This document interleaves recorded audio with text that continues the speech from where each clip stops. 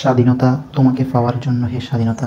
আবারও বাংলার ইতিহাসে আরেক স্বৈর শাসকের পতন ঘটল। পুরো বাংলার মানুষ বিজয় উল্লাসে মত্ত।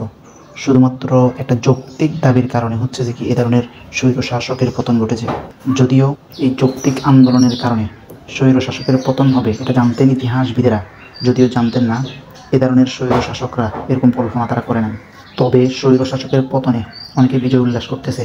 বিজয় উল্লাসের নামে যারা দেশের মধ্যে অরাজকতা, বিশৃঙ্খলা এগুলো শুরু করতেছে তারা আসলে আওয়ামী লীগ এবং ছাত্রলীগের আদর্শ বাস্তবায়ন করতেছে। আমি কালকে দেখলাম হিন্দু মন্দিরে, হিন্দুদের বাড়িতে, উপাসনালয়গুলোতে একটা কুচক্রী গোষ্ঠী হচ্ছে দেখি আক্রমণ চালিয়েছে, যেটা হচ্ছে ছাত্রলীগের মতাদর্শ গ্রহণ করে, যেটা হচ্ছে আওয়ামী লীগের মতাদর্শ গ্রহণ করে।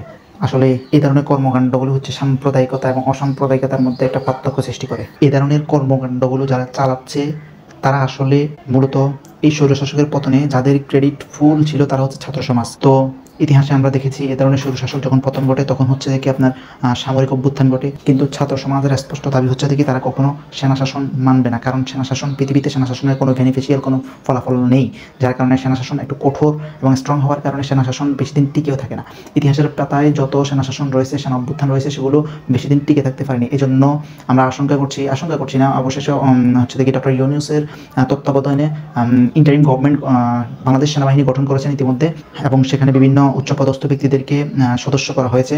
তো আমরা চাই হচ্ছে দেখি এই অন্তর্বর্তীকালীন সরকারের মাধ্যমে একটা সুষ্ঠু নির্বাচন অনুষ্ঠিত হবে, যে নির্বাচনে আমরা আমাদের সঠিক মতাদর্শকে ভোট দিতে পারবো। 2024 সালে আমি নির্বাচনের জন্য উপযুক্ত হই, কিন্তু অর্থাৎ নির্বাচনে ভোট দেওয়ার জন্য উপযুক্ত হই, কিন্তু এই নির্বাচনের যে একটা সিস্টেম যার কারণে আমি ভোট দিতে পারিনি। আমি চাই এ ধরনের হাজারো নাগরিক আছে যারা হচ্ছে ভোট দেওয়ার জন্য প্রস্তুত। এখন কথা হচ্ছে দেখি এই মুহূর্তেই কি আসলে নির্বাচন অনুষ্ঠিত হবে? আসলে না, কারণ অন্তর্বর্তীকালীন সরকারকে কিছু সময় দিতে হবে। দেশের অনেক ক্ষয়ক্ষতি হয়েছে, ইকোনমিক্যাল অনেক প্রবলেম তাকে সলভ করতে হবে। তারপর হচ্ছে দেখি ওনাকে হচ্ছে দেখি এ ধরনের সমস্যাগুলো সমাধান করে হচ্ছে দেখি আপনার একটা নির্বাচন আয়োজন করতে হবে। এই সরকারের মেয়াদকাল 3 থেকে 6 মাসও হতে পারে বা তারও বেশি হতে পারে। তো যাই হোক, অবশেষে আমরা একটা স্বৈর শাসন থেকে 17-18 বছর পর্যন্ত শেখ হাসিনার এই শাসন থেকে আমরা মুক্তি পেয়েছি। অনেকেই শুকরিয়া আদায় করতেছেন, অনেকেই এ ধরনের কিছুই আশা করেছিলেন। অবশেষে সকলেই মনে হচ্ছে যেন দ্বিতীয় বিজয়, দ্বিতীয় মুক্তিযুদ্ধ করে আমরা স্বাধীন হয়েছি। অবশেষে আমাদের অনেক ছাত্র ভাইয়েরা হচ্ছে দেখি শহীদ হয়েছে, তাদেরকে আমরা কখনোই বলবো না। তাদেরকে শহীদের মর্যাদা দিয়ে আমাদের দেশের বিভিন্ন স্থানে তাদেরকে আমরা উপস্থাপন করব, কখনোই তাদেরকে ভোলা যাবে না। এই স্বৈর শাসকের পতনটার যে একটা সিস্টেম ছিল ওইটা আসলে খুবই একটা ফানি বিষয় বলতে পারেন, আবার সুন্দর একটা দৃশ্য। সেটা হচ্ছে শ্রীলঙ্কায় না স্টাইলে আপনার গণভবন ঘেরাও করে যে একটা সুন্দর একটা পরিস্থিতি সৃষ্টি হয়েছে, দেখতে খুবই সুন্দর লাগছিল।